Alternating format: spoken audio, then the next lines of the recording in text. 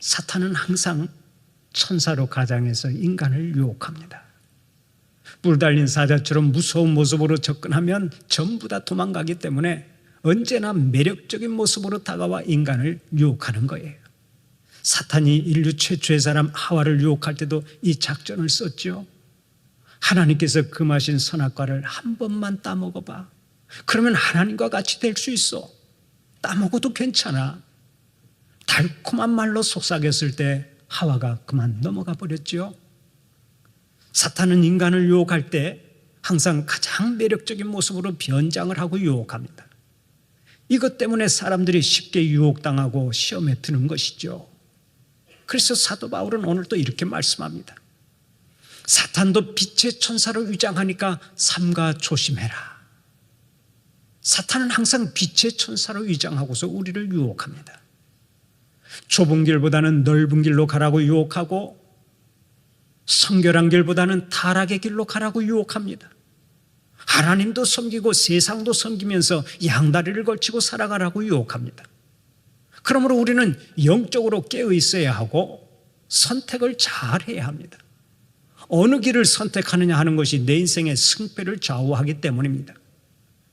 사탄이 유혹하는 길은 언제나 세상의 넓은 길입니다. 세상의 쉬운 길이요 타락의 길입니다. 그러나 그 마지막은 멸망입니다. 사탄이 유혹하는 길은 반드시 실패로 끝나고 반드시 멸망으로 끝납니다. 그래서 주님께서는 오늘 또 우리에게 말씀하십니다.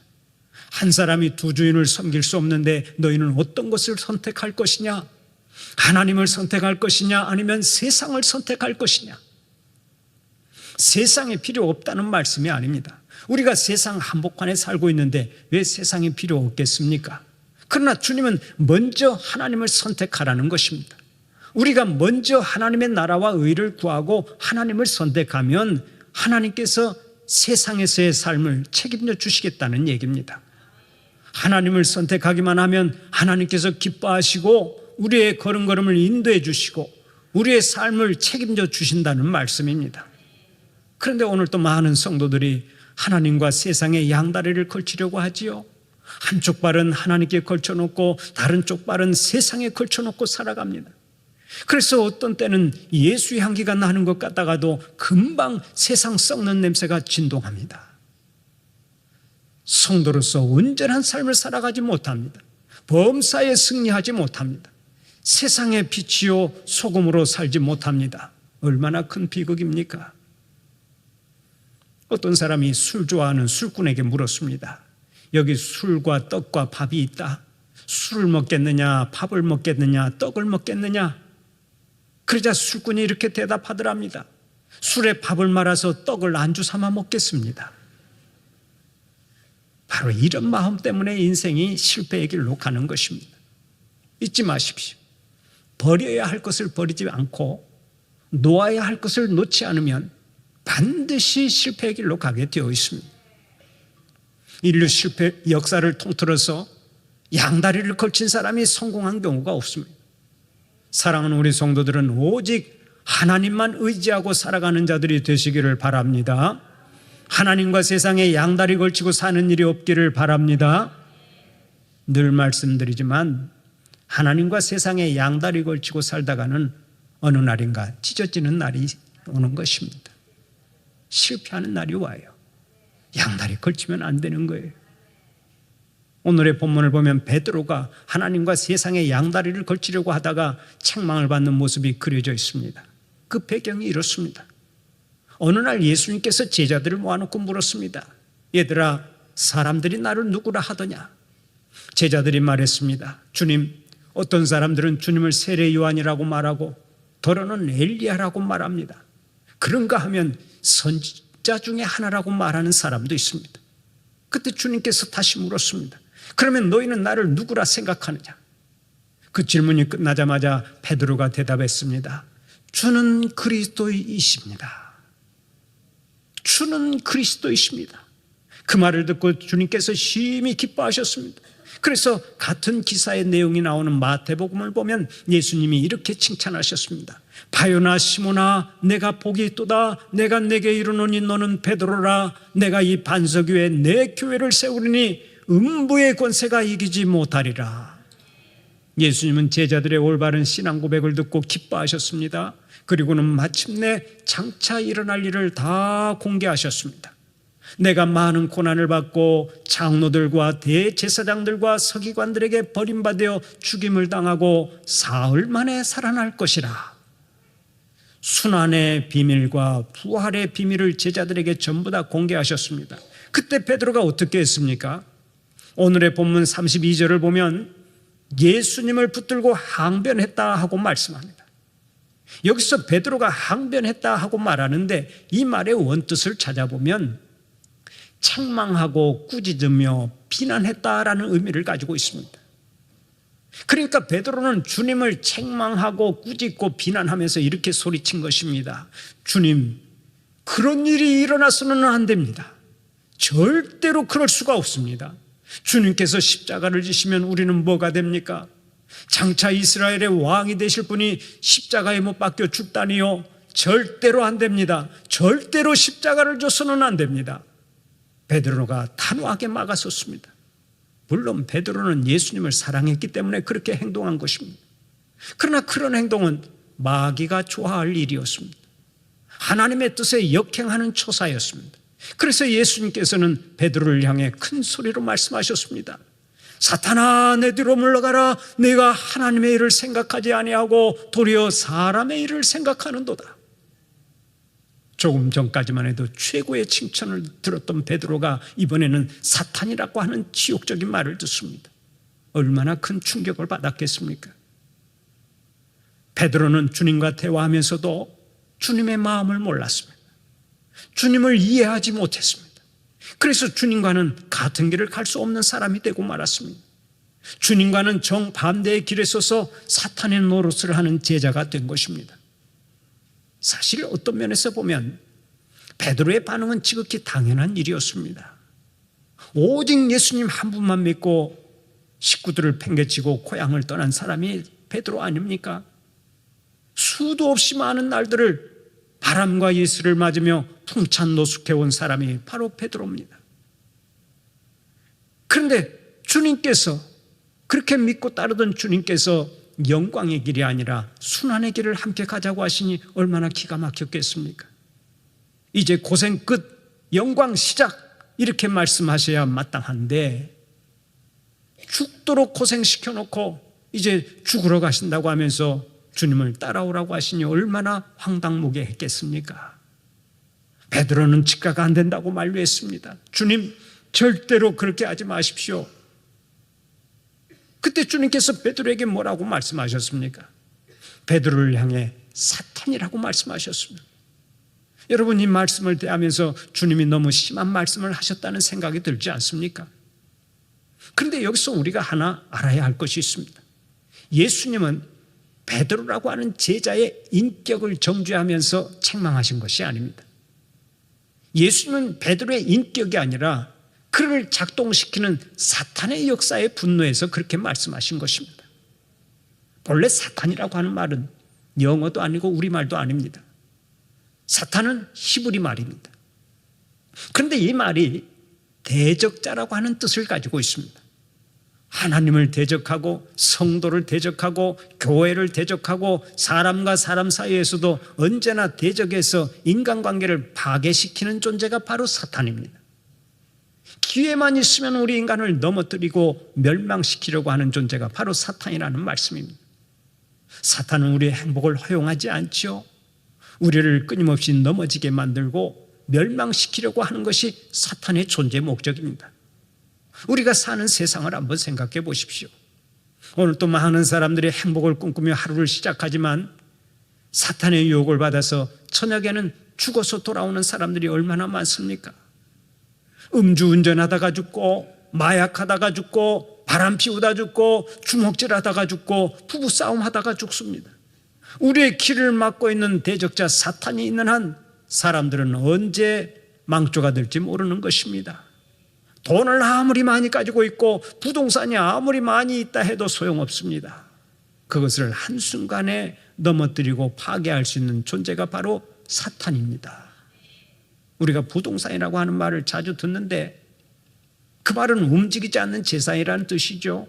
그러나 여러분, 솔직히 말해서 이 세상에 움직이지 않는 재산이 어디 있습니까? 우리가 소유하고 있는 것은 다 움직이는 거예요. 부동산도 움직이고, 집도 움직이고, 동산도 움직이고, 권력도 움직이고, 명예도 움직이고, 인기도 움직이고, 인간관계도 움직이고, 다 움직이고 사라지는 것들입니다. 움직이지 않는 게 없어요. 사라지지 않는 게 없어요. 무슨 얘기입니까? 우리가 마귀를 대적하기 전까지는 그 어느 곳이든 위험하지 않은 곳이 없다는 뜻입니다. 사랑하는 우리 성도들은 사탄을 대적하는 자들이 되시기를 바랍니다. 사탄과 싸워서 이기는 자들이 되시기를 바랍니다. 조금만 방심하면 우리는 사탄의 공격에 무릎 꿇고 하나님의 영광을 가릴 수가 있는 것입니다. 베드로를 보십시오. 베드로는 주님을 누구보다 사랑했습니다. 주님의 수석 제자였습니다. 그러나 그는 하나님의 뜻을 역행하여 예수님의 가는 길을 막아서지 않았습니까? 그로 인해 예수님께로부터 큰 책망을 받았습니다. 사탄아, 내 뒤로 물러가라. 너는 하나님의 일을 생각하지 아니하고 육정으로 사람의 일만 생각하는구나. 하나님의 뜻을 따라 하나님의 도구로 쓰임받으면 주님의 칭찬을 받지만, 하나님의 뜻을 역행하고 사탄의 도구로 쓰임을 받으면 책망을 받는 것입니다. 그러므로 조심해야 합니다. 우리는 늘 깨어 있어야 합니다. 그렇지 않으면 낮에는 하나님의 사람으로 일하고 밤에는 사탄의 도구가 되어서 일할 수 있는 거예요. 그래서 에베소서 4장 27절을 보면 이렇게 말씀합니다. 마귀로 틈을 타지 못하게 하라. 마귀로 틈을 타지 못하게 하라. 생각 없이 무심코 말하면 마귀가 하는 말을 할 수가 있고, 무심코 행동하면 마귀의 행동을 할 수가 있습니다. 그러므로 늘 깨어 있어야 합니다. 사랑하는 우리 성도들은 항상 영적으로 깨어있는 자들이 되시기를 바랍니다. 기도하며 깨어있어서 하나님의 음성에 민감한 자들이 되시기를 축원합니다. 그러면 주님은 왜 베드로에게 사탄아 물러가라 하며 심하게 책망을 하셨습니까? 주님께서는 십자가의 길을 가셔야 했기 때문에 그렇습니다. 그 당시 베드로나 다른 제자들의 생각으로는 말도 안 되는 얘기였지만은 주님은 반드시 십자가의 길을 가셔야만 했습니다. 십자가의 길을 가야만 우리의 죄값을 치르고 십자가의 길을 가야만 우리를 구원하실 수 있었기 때문입니다. 예수님은 십자가의 길을 가야만 우리의 구세주가 되실 수 있었고, 십자가를 지셔야만 만백성들에게 찬양과 경배를 받으실 수 있었던 것입니다. 여러분, 오늘도 우리가 주님을 경배하는 이유가 어디에 있습니까? 만입이 내게 있으면 그 입 다 가지고 내 구주 주신 은총을 늘 찬송하겠네 하고 찬양하는 이유가 어디에 있습니까? 바로 우리 주님께서 나를 위해 십자가를 지셨기 때문에 그런 것입니다. 만약 주님께서 십자가를 지시지 않고 하늘나라에서 황금마차를 타고 와서 이렇게 호령했다고 가정해 봅시다. 여봐라, 내가 하늘의 왕이요 땅의 왕이다. 이제 모두 다 나에게 복종해라. 나를 섬기지 않으면 내가 다 진멸하겠노라. 이렇게 말씀하셔도 사람들이 예수님을 섬기기는 할 것입니다. 그러나 이는 두려워서 섬기는 것이지 감사해서 섬기는 것은 아닙니다. 그러면 우리가 왜 뜨거운 가슴으로 오늘 또 주님을 섬깁니까? 왜 오늘 또 뜨거운 가슴으로 주님을 찬양합니까? 주님께서 십자가의 피로 우리를 구원하셨기 때문에 그런 거예요. 그래서 주님 앞에 설 때마다 오 귀하신 주님, 주님처럼 귀하신 분이 저희를 위해 피 흘려 죽으셨군요 하며 감격하고 또 감격하는 것입니다. 이렇게 되는 것이 하나님의 계획인데 베드로는 사탄의 도구가 되어서 그 길을 막고 섰습니다. 절대 안 된다고 막아섰습니다. 그러자 예수님께서 단호하게 말씀하신 거예요. 사탄아, 내 뒤로 물러가라. 앞길이 아무리 화려하게 보여도 그 길이 하나님의 뜻이 아니면 주님처럼 명령하세요. 사탄아, 내 뒤로 물러가라. 절대로 세상과 타협하지 마세요. 마귀와 타협하는 순간부터 우리는 비참해집니다. 여러분, 인류 최초의 여자 하와가 얼마나 귀한 사람입니까? 하나님의 형상을 입고 창조된 최초의 여자입니다. 영광 중에 영광의 사람입니다. 그런데 이 여자 앞에 사탄이 나타나서 유혹을 했습니다. 하와씨, 하나님께서 금하신 선악과를 왜 못 먹는 것이요? 먹어도 괜찮소. 모든 열매는 먹으라고 있는 것 아니요. 한번 먹어보시오. 그것을 먹으면 하나님처럼 될 수 있어. 그때 하와가 단호하게 거절해야 했습니다. 무슨 소리요? 그것은 절대 안 됩니다. 내가 멸망의 길로 가도록 유혹하지 마시오. 사탄아 물러가라. 이렇게 호통을 쳐야 했습니다. 그런데 하와가 어떻게 했습니까? 선악과가 참으로 먹음직도 하고 보함직도 하고 지혜롭게 할 만큼 탐스럽기도 하구나 하고서 선악과를 뚝 따먹었습니다. 그리고서 두려우니까 남편에게도 억지로 먹여서 아담까지 범죄하게 만들었습니다. 그때부터 아담과 하와는 부끄러움을 느끼고 두려움에 떨고 초라한 모습으로 변화되어서 에덴 동산에서 쫓겨나게 된 것입니다. 사탄과 타협하는 순간부터 우리는 수치를 당하기 시작하는 것입니다. 그러므로 사탄이 아무리 매혹적인 것으로 유혹을 해도 그것이 주님의 뜻이 아니라면 단호하게 소리쳐야 합니다. 사탄아 물러가라. 사탄은 오늘 또 가장 화려하고 아름다운 모습으로 변장하고 다가와서 우리에게 속삭이는 거예요. 괜찮아, 한번 해봐. 다른 사람도 다 그렇게 살아. 들키지만 않으면 돼. 그리고 그것처럼 스릴이 넘치고 재밌는 일도 없어. 인생 뭐 있는가? 딱 한 번만 해봐. 이것이 사탄이 즐겨 사용하는 전술인데, 이 유혹을 물리치는 비결은 딱 하나입니다. 유혹이 왔을 때 사탄아 내 뒤로 물러가라 하고 소리치고 주님만 따라가는 것입니다. 베드로전서 5장 8절 9절을 보면 오늘도 주님께서 친히 말씀하십니다. 근신하라 깨어라. 너희 대적 마귀가 우는 사자같이 두루다니며 삼킬 자를 찾나니 너희는 믿음을 굳건하게 하여 그를 대적하라. 마귀에게는 대적하는 방법 외에 다른 비결이 없습니다. 마귀 씨 길 좀 비켜주시겠습니까? 하고 점잖하게 말하면 안 돼요. 사탄아 물러가라. 사탄아 내 뒤로 물러가라 하고 단호하게 대적해야 사탄은 물러가는 것입니다. 그런 의미에서 한번 따라서 해봅시다. 사탄아 물러가라. 사탄아 내 뒤로 물러가라. 아멘입니까? 사탄이 유혹할 때마다 여러분들은 사탄아 내 뒤로 물러가라 하고 소리치고 사탄을 대적하는 자들이 되시기를 바랍니다. 그렇다고 눈만 뜨면 남편을 향해서 사탄아 물러가라 그러면 안 돼요. 하나님의 뜻을 거슬릴 때만 그렇게 말씀하면 되겠습니다. 우리 한 사람 한 사람이 사탄을 묶어 승리하면요, 우리 때문에 주위에 있는 사람들이 함께 복을 받습니다. 내가 사탄 앞에 무릎 꿇고 인생의 실패자가 되면 주위에 있는 사람들까지 화를 입고 피해를 보지만, 나 한 사람이 승리하는 삶을 살아가면 주위에 있는 사람들이 다 나 때문에 복을 받는 거예요. 구약 성경에 나오는 요셉을 보십시오. 요셉은 요즘 말로 하면 얼짱에다가 몸짱에다가 맘짱이었습니다. 미남에다가 늠름한 청년이었습니다. 그러자 매일같이 그를 훔쳐보던 주인집 보드발 장군의 부인이 그에게 유혹을 했습니다. 요셉, 우리 사랑 한번 나눠보자. 우리 사랑 한번 해보자. 그때 요셉이 단호하게 거절했죠. 마님 안 됩니다. 마님은 장군님의 부인이고 저는 총각입니다. 마님은 주인이고 저는 하인입니다. 절대 그럴 수 없습니다.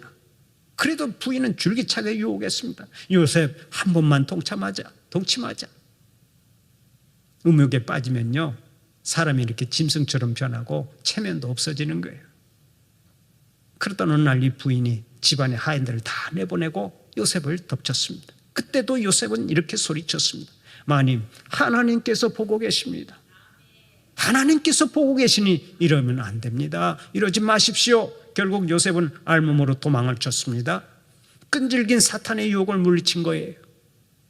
이렇게 사탄의 유혹을 물리친 요셉에게 하나님께서는 어떤 복을 주셨습니까?